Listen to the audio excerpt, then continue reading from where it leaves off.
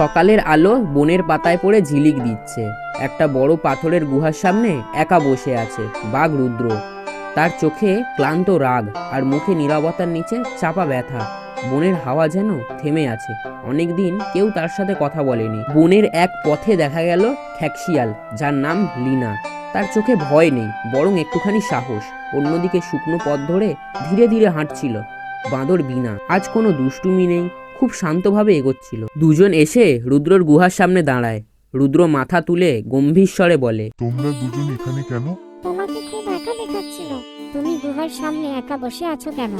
রুদ্র কিছুক্ষণ চুপ থেকে বলে, কারণ সবাই আমাকে ভয় পায়, কেউ কাছে আসে না। গুহার সামনে আলো বদলায়, চারপাশে নরম ছায়া পড়ে।